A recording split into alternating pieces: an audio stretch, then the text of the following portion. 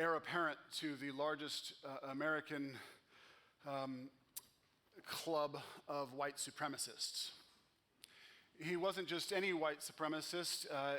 Derek's father had started the largest and earliest online site for American white supremacists, and his mother, prior to his birth, had been married to David Duke. And while he was an active radio host and very active within that world, he kept his ideology hidden on campus and his identity hidden. And one year when he was out of town, he was late at night scrolling through the message board of his college, and he came across a post that said this: "Have you seen this man?" And he looked down, and there was his own face staring back at him. The post went on: "Derek Black, white supremacist, radio host, college student. How do we as a community respond?" And the response was, as you might expect, most people shunned Derek Black. They were appalled by his hateful views.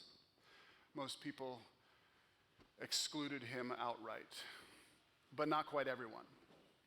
I don't know if Matthew Stevenson, the only Orthodox Jew on campus, had heard some of Black's explicitly anti-Semitic statements, but he certainly could have intuited them. Being the only Orthodox Jew on the campus, Stevenson had begun a routine of every Friday inviting people over to his house for a Shabbat meal around his table. He shared his table and his food with them, and he also shared with these friends a little of his own story and culture. Matthew Stevenson, the Jewish student, invited Derek Black, the outed white supremacist student, to join him at his Shabbat table.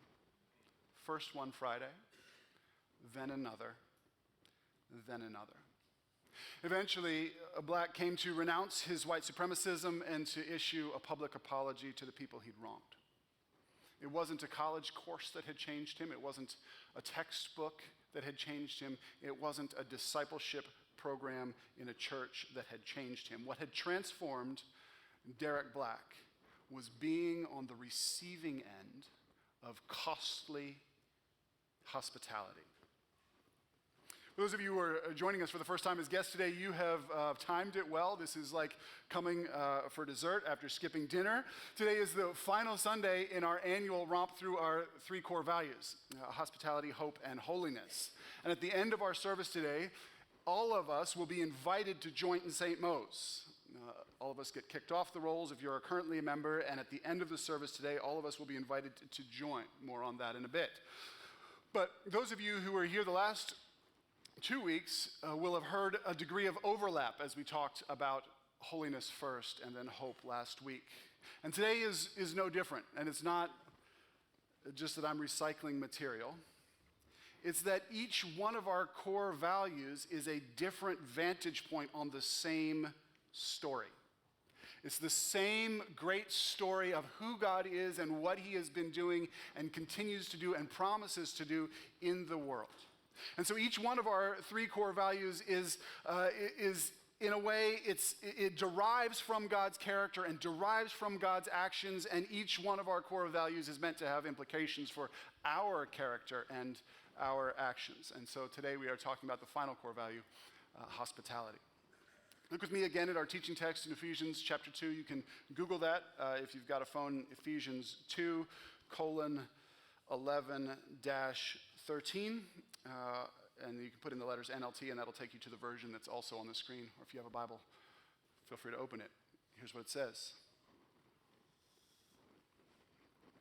Just imagine I have Curtis's voice as I'm reading this. "Don't forget that you Gentiles used to be outsiders. You were called uncircumcised heathens by the Jews who were proud of their circumcision, even though it affected only their bodies and not their hearts. In those days, you were living apart from Christ. You were excluded from citizenship among the people of Israel, and you did not know the covenant promises God made to them. You lived in this world without God and without hope. I've underlined several phrases there, and I've missed some that I could have underlined. But what word or words, you can talk back to me, what word or words might summarize or encapsulate those phrases I've underlined? Feel free to shout them out. Separation, good. What else? Isolation, good. Apartness, right? Alienation, deficit. These are good words. It was Henri Teufel, I believe he was the Polish psychologist, in 1979 wrote his landmark social identity theory. And he, in that theory, outlined for us what we all have actually taken for granted all along, and that is that as human beings, we get our identities from the groups that we are a part of. Our relationships give us our identity. Doesn't matter what the group is. Once you are in a group, be it Ravens supporters or Hufflepuff or Ravenclaw or Ted Lasso groupies, one political party or the other, once you're in, it's often quite hard to imagine not being part of that group. And what's more, your sense of belonging in that group, our sense of belonging in our groups, gets underlined by sharpening the lines, separating those who are in from those who are not. So the church that Paul is writing to, the church in Ephesus, was inadequately shaped by the good news. They hadn't been transformed enough yet by the gospel because they are taking their new identity for granted. They've forgotten, as you just saw underlined, that once they were far off, once they were apart, once they were separated. They've forgotten that once they were alienated from God. Listen how strong this language is. Once they were without God and without hope in the world. But now, Paul writes to them, remember, that has changed. Look with me at verse 13. Now you have been united with Christ by once you were far away, but now you have been brought near to him through the blood of Christ. No longer alienated, no longer separated, no longer at deficit, no longer without God. Christ's sacrificial, substitutionary death has brought them in, brought us in from the cold, from the outside to the inside. For those of you who are note takers, you three might want to write this down. The Christian story is fundamentally one of experiencing God's costly hospitality. Willie Jennings, the professor of systematic theology and Africana studies at Yale, tells a story that I've shared with you before because I think it's so helpful. He says, imagine you have fallen in love. And it's the first time that your girlfriend has taken you home to her house to meet her parents and meet her family. And you arrive and you're feeling awkward, and then brother after brother files into the living room, and you engage them in that sort of superficial, slightly stiff small talk, but you can see them looking you over, evaluating you. If you're an older brother of sisters, we've perfected this look, right? And you feel self-conscious. You feel like you don't belong. Shortly after the meal has begun at the table, you decide to just risk everything on a gamble. So you begin with a little anecdote of your own, and then you quickly pivot to referencing her family's favorite inside joke. You nail the punchline, and then you pause and you watch their faces. And their eyes dart from one to the other as they all realize the only way you could know this joke is if their beloved daughter and sister has honored you with sharing it. First the mom laughs, and then the brothers join in. And like this contagion of effervescent joy, the dad can't contain it anymore. And before long, he is slapping his thigh, and tears are rolling down his face as he roars with laughter. And you know, you're in. You had been on the outside, but now because of the love of the parents' only daughter, you've been brought in, and now you belong, and you can't forget what it was like before.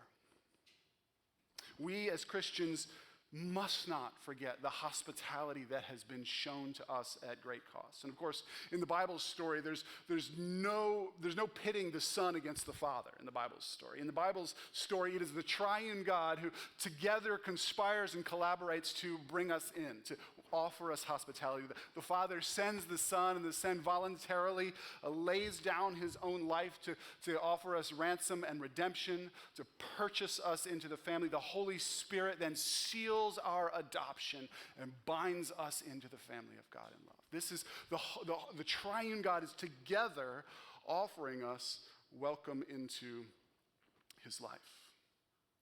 This is your story. That is good news. If you've leaned the weight of your life on Jesus, as we say at St. Mose, if you've trusted in him, then this is your story. If you've become a child of God and a follower of Jesus, you have been welcomed in, and it's been done at great cost. Look with me at how Paul makes this connection explicit. He says, if you have experienced being welcomed in at God's great cost, then our treatment of others is bound up with what we have experienced. Look how he says it in Romans 15:7. Therefore, accept each other just as Christ has accepted you, so that God will be given the glory. When you welcome other people into your life, when you lay down something of your comfort so others can participate in the goodness that you have to offer, you are pointing to what God has done to you. That word accept there in this context is to welcome. Like I said, it's to pull others alongside you and to care for them, to invite them into your circle. This, friends, is what God has done for us, and it's what we are to do for each other. Here's the surprising thing, though. When we show this sort of costly hospitality, we're not only doing something that resembles what God has already done for us, we actually are also participating again in God's own hospitality towards us. Here's what I mean. Think through the Bible. If you've done a couple laps in the Bible, surf through the Bible in your mind and picture the times when God's people show hospitality. Now look at the surprising twists. Genesis 18, right? Abraham shows hospitality, invites 3 strangers to shelter in his tent and eat at his food. Little does he know that when he's inviting these people into his life, God is actually inviting Abraham into his story of redemption and protection and provision, and Abraham will become the patriarch of God's people. Genesis 19, when Lot opens the door to strangers at the door and welcomes them in to offer them protection, little does he know that he is, in fact, being invited by God into God's protection in the judgment that's about to come. When Rahab invites spies to shelter in her home, little does she know that God is, in fact, inviting her in to have her own place in God's covenant people. When Boaz invites the refugee woman Ruth to eat food from his table and to glean in his fields, little does he know that, in fact, through Ruth, God is inviting Boaz to participate in God's story of rescue and to be one of the ancestors of our rescuer, Jesus. When the 2 disciples on that road to Emmaus convince the stranger who joins them to rest over the night and eat an evening meal with them, it's as the stranger, is breaking the bread that they realize, though, that they are being hosted by the resurrected Jesus. In John's gospel, in chapter 1, he says that God became human, the word became flesh and came among us, and it says he was rejected by his own. The religious leaders rejected him. Only a few people welcomed him in. A little band of fishermen and tax collectors and notorious sinners, they welcomed him in. And then we read on a few chapters, and we now know what to look for. We find in John chapter 14 that, in fact, Jesus is going on ahead of them to prepare room in the Father's house for them. Anytime we, as God's people, show hospitality, we're actually going to be beneficiaries of God's hospitality all over again. Everywhere we look, we discover that when we share hospitality, we are actually sharing in God's hospitality yet again. So when we gather here on Sunday mornings and begin, as we often do, with some variant of the ancient prayer, Veni Spiritus Sancto, come Holy Spirit, in our songs or in our prayers, we're inviting God to be among us, but of course, he's already here. He's been here long before us, and it is he who is hosting us with the bread of his flesh and the blood, the wine of his blood. He is offering us forgiveness, and he's saying, come, I'm welcoming you. Come further up and further in. Christian hospitality is sacrificing comfort for the good of the other. In the ancient world, it wasn't only Christians who prized hospitality. Long before the New Testament was written, we have epics like Homer's epic poem, The Odyssey. If you've read The Odyssey, you'll remember that you can just basically read that entire misadventure as a series of good and bad hospitality, right? Some people welcome him in and care for him and give him provisions for the road, and others, like the Cyclops and the Sirens, try to kill him. It's like 0 stars Airbnb rating for hospitality. But hospitality was a prized virtue in the ancient world.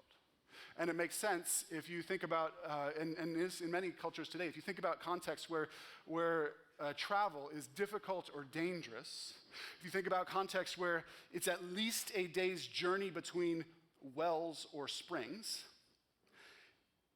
your ability to go anywhere hinges on an expectation of receiving reciprocal hospitality when you get there, that somebody will shelter you and provide you with food and water. So this is prized throughout the ancient world and much of the world today. And one of the more technical words that the New Testament and the Greek-speaking world uses for hospitality is this, philoxenia. We see this in Hebrews chapter 13, verse 2. We can put that on the screen. It reads, "Keep on loving each other as brothers and sisters. Don't forget to show hospitality to strangers, for some who have done this have entertained angels without realizing it. Remember those who were in prison, as if you were there yourselves. Remember also those being mistreated, as if you felt their pain in your own bodies." That word there, philoxenia, is just a compound. It's 2 Greek words bolted together. It's philos, which is friend. It comes from the non-erotic love word, phileo, and xenos, foreigner, stranger. They're bolted together. And so throughout the ancient world, this sort of hospitality, treating strangers as friends, is a prized virtue. But as in the Odyssey, it is typically only practiced between peers who can expect that hospitality to be reciprocated to them. I scratch your back, you scratch mine. What the Christians become known for is a still more potent hospitality, of showing love towards enemies and of showing hospitality towards others who are unlikely or unable ever to be able to show it back. It was this more costly, risky, daring hospitality that cracked the Roman Empire. One of the earliest challenges, accusations, that gets leveled against the Christians by the Roman authorities is that they are seditious, that they are undermining the fabric of society. And they don't mean that they're planning a coup. What they mean is the fabric of their society is based on a steeply hierarchical order with deep lines drawn between ethnicities and politics and geography. And if you do anything to cross these boundaries, you are undermining, you're unweaving the warp and woof of the society. And as Christians began to show hospitality to others across social class, across economics, across ethnicities, across geographic boundaries, this is perceived by the Roman authorities as a threat to the status quo. And although it wasn't really a church growth strategy for the Christians, like, hey, this is our PR campaign, look how nice we are, come on in. The sociologist Rodney Stark says it's almost certainly this sort of risky, costly hospitality that accounts partially for the explosion of the church in the first 5 centuries. Many of you will know there are at least 2 incredibly damaging plagues that ripped through the Mediterranean basin in the 2nd and 4th centuries. Here's the way Eusebius, one of the ancient historians, talks about the hospitality Christians showed in 312 AD. He says, "The fruits of the Christians' limitless enthusiasm and devotion became evident to all the non-Christians. Alone in the midst of this terrible calamity, they proved by visible deeds their sympathy and humanity. All day long, some continued without rest to tend the dying and bury them. The number was immense, and there was no one to see to them. Others rounded up the huge number who had been reduced to scarecrows all over the city and distributed loaves to them all. so that their praises were sung on every side, and all men glorified the God of the Christians and owned that they alone were pious and truly religious. They did not their actions speak for themselves. This is where the Roman Empire begins to take its cues for a care system for the empire. They see the Christians offering costly hospitality. It wasn't just the 4th century. 88 miles north of here, shortly after we became a country, 1793, it's the autumn, yellow plague or yellow fever rips through Philadelphia. Has a population of 30,000 people at the time. It's the seat of the fledgling government. 5,000 people die in the space of a few weeks. 1/6 of the population decimated. All the people with means, all the people who are wealthy flee to the burbs to get away from the plague. And 2 fledgling African American denominations, the African Episcopal and the African Methodist Episcopal Church, headed by Absalom Jones and Richard Allen, respectively, stay in the city. They mobilize their members to distribute care, to distribute food, to nurse the ill, to provide sanitation so the plague doesn't spread, and to provide burial services for those who couldn't afford it. This wasn't just for their own people. This was for their neighbors. This was for people who months later would accuse them of pillaging and taking advantage during this period. And that was when, against their own earlier inclinations, Jones and Allen released the records they had kept of their expenses during this period. Out of the little they had sacrificed greatly for people who would never thank them and people who weren't able to pay them back. What a picture of hospitality. I've told you before that the earliest buildings, the archaeological record shows us that Christians owned, was not worship spaces, it wasn't office buildings, it was bakeries. Because Christians saw others who were in need and they were hungry and they welcomed them in. So this is what we do. As Christians, we remember that at God's great expense, we have been welcomed in. And then as we are able, in the particularities of our everyday lives, we try to imitate the welcome we've received by initiating it towards neighbors and even enemies. I'm guessing, even if you don't call yourself a Christian today, that you almost instinctively scan that as good, as beautiful. I think you don't have to be trained that this is the way we ought to be, because we were built to receive this sort of hospitality ourselves. I would also wager, if you wouldn't call yourself a Christian today, that this is not a trait that you associate with the church in 2023. Some of you will remember middle school reading Victor Hugo's 19th century work, The Hunchback of Notre Dame. Somebody remember that? One of the greatest works of French Romantic literature. And probably the most memorable scene in that book and all the Disney movies and other things is when the misshapen hunchback named Quasimodo carries the Roma street dancer, marginalized in the society, carries her into the walls of Notre Dame, the great Parisian cathedral, shouting, "Sanctuary, sanctuary!" Carries her to safety from the people who are persecuting her. And that building, we all understand intuitively, a church should be a safe haven for rescue. And while that building may or may not prove to be a safe haven for Esmeralda, the church people are clearly not. In fact, it's the Archdeacon Frollo who assaulted Esmeralda late at night, and it's the Archdeacon Frollo who was seething with jealousy over the man that she loved, and he stabbed that man to death. And it's the Archdeacon Frollo who misleads Quasimodo into assaulting Esmeralda. And then it's this, again, marginalized girl, Esmeralda, who sees Quasimodo being tortured in the city square and humiliated. and she carries him a cup of water. The only one who will assist him is the one that he wronged in the first place. This is a picture of what has been done for you and for me. After hearing a little bit of Derek Black's story, you won't be surprised that what transformed Quasimodo into being the one who would rescue Esmeralda was this act of hospitality. This began to change his perspective. It began to change his character. It was a time-release curative that transformed him from the inside. And it doesn't take a great literary critic to hear in Victor Hugo's book a scathing rebuke of a church that has become inhospitable.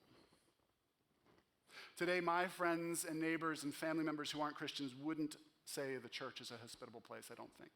I think instead we have a reputation for being the opposite, for our partisanship, for our infighting, for our power trips, for taking advantage of vulnerable people, for ignoring people in need, for attacking our enemies. I think our friends and neighbors would say that we look a lot more like Archdeacon Frollo than like the merciful Esmeralda. But that's not the way of Jesus. It's not the sort of hospitality that we have experienced from God. Remember, while we were still sinners, God showed his love for us in laying down his life. He welcomed us in when we were still rejecting him. When we talk about hospitality at St. Mo's, we do mean the obvious things, but not just the obvious things. Of course, we love to share meals together. Of course, you are invited to the meal that we're going to celebrate after this service. Of course, when we do Alpha to share the goodness of God with our friends, it's designed around a meal and a welcoming environment to welcome people in and create a comfortable space where authentic perspectives can be shared. Of course, we mean that we love it when our small groups beckon each other deeply into each other's lives. But at St. Mo's, we want to begin to recapture something of that risky, sacrificial edge of biblical hospitality. It's been at the deep center current of historic Christianity. The church is at its best when it's like Absalom Jones and Richard Allen. We don't want to fall for the false choice architecture that is all around us right now, that says if you're a Christian, you either have to walk away from your belief in the truth and authority of the Bible and walk away from Christian ethics in order to welcome people, or you have to cling to your belief in the truth and authority of the Bible and shun anybody who disagrees. This is not the choices we have. Jesus consistently ate with people with whom he vigorously disagreed. He died for his enemies.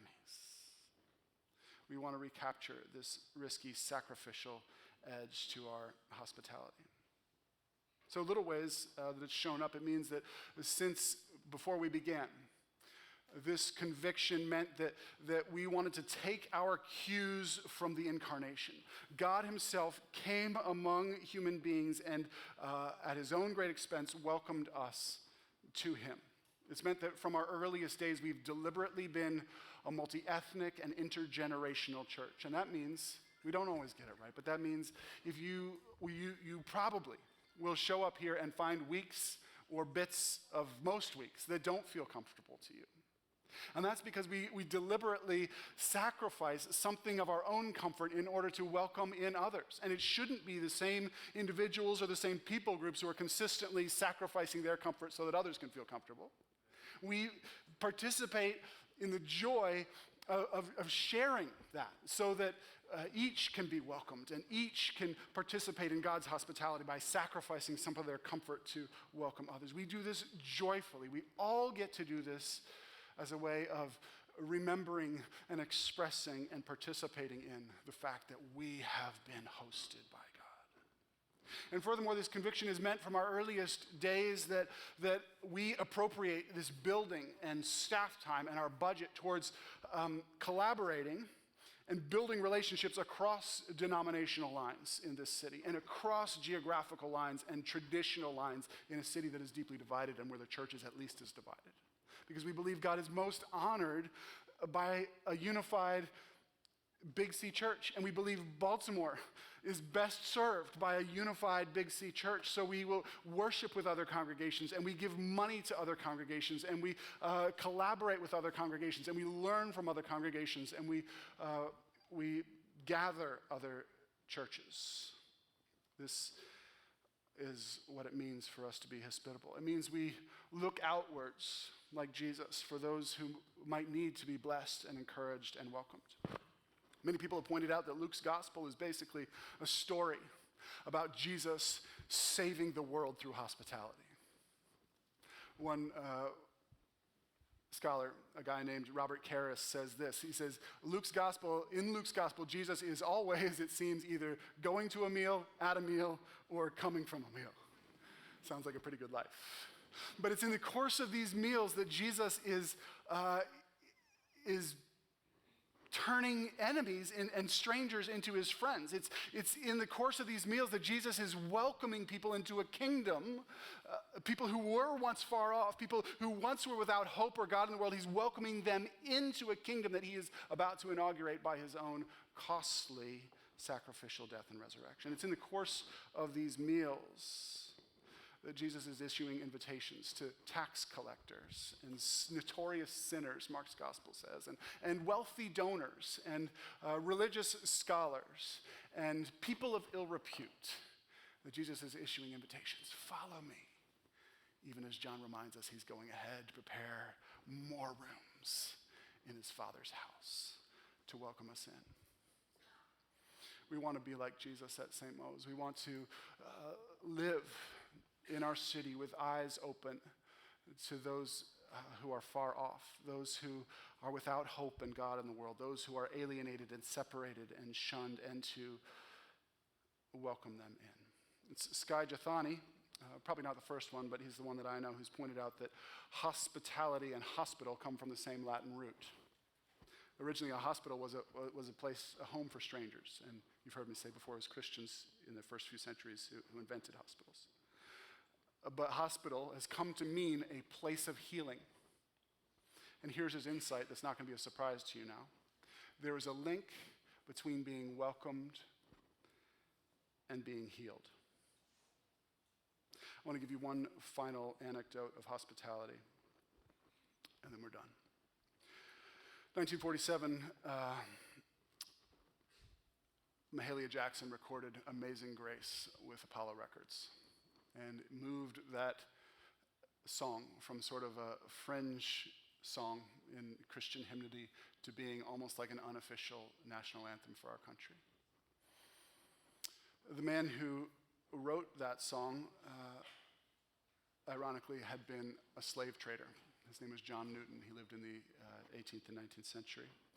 And his life was transformed by hospitality. He first encountered hospitality in the home of a family who had befriended his mother just before she died in his childhood. And he went to visit them to say thanks, and they welcomed him in. And it was like he discovered what his heart had been longing for without even knowing it. He was welcomed, though they, of course, didn't agree with many of his life choices. He was fed around their table. He was embraced and loved, and he found in that home, which was far from perfect, but he found in that home life and joy and humility and self-sacrifice. And so even as his life went off on a terrible trajectory of being a sea captain and then becoming enslaved himself off the coast of West Africa and then becoming a slave trader, always in the back of his mind percolated this experience of unconditional hospitality that he received, and it gnawed at him. And then during a great storm off the coast of Newfoundland where he and his entire crew were almost lost, he had given up hope, and he assumed it was God judging him for the atrocities he'd committed. And the storm broke, and he felt God's reassurance that God was inviting him in at God's own great costly expense. And Newton left the slave trade. He became a preacher and became an ardent abolitionist. And then he opened his own home to people who needed a home. People primarily who were mentally ill, like the great poet and hymn writer William Cooper. And even though they weren't always able to receive it, Newton showed them hospitality. And the image that I want to leave in your mind is near the end of his life, even as he was bent over with crippling diseases and virtually blind, he opened his home to orphans. And one little orphan girl named Betsy was in his home, but so racked and distraught mentally that she was consigned against his will to the Bethlehem Royal Hospital. Bethlehem Royal Hospital was just a horrendous place of horrific chaos and abuse, alienation and chaos. And it was so bad that you now know it by its nickname. Its nickname has given us our word for chaos.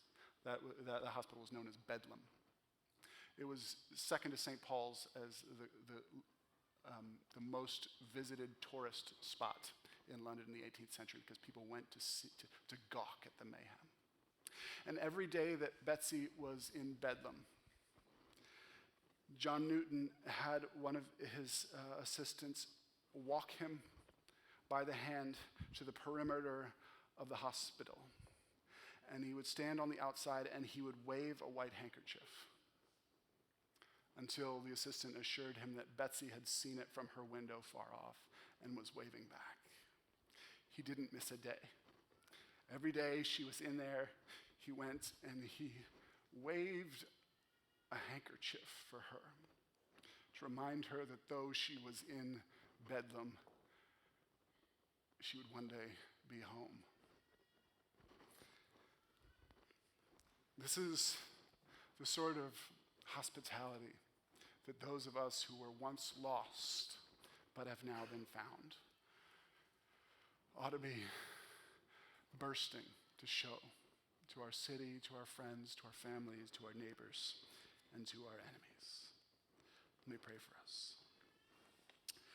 Father, would you come among us by your Spirit and do by your Spirit what I can't do with words?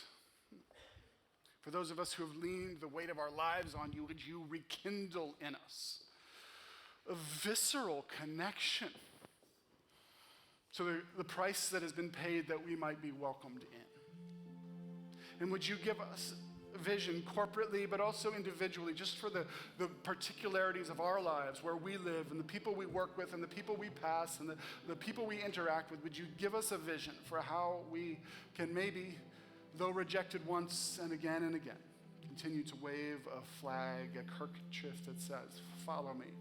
I want to show you the way to the home that I have found.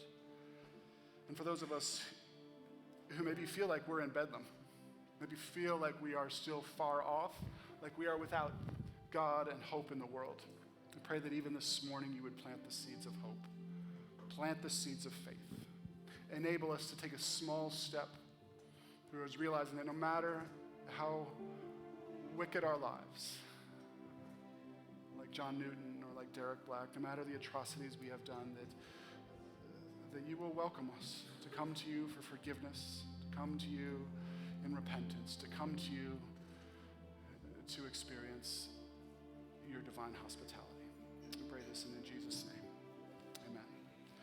I want to remind you during this closing worship set, if any of you want to respond in prayer, or maybe this brought up heavy things in you, I realize they went sort of heavy.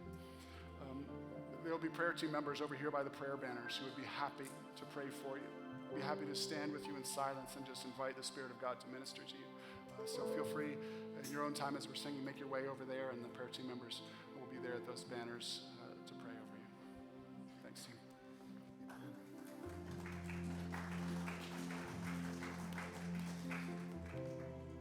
Lord, would you help us to build our lives upon your rock?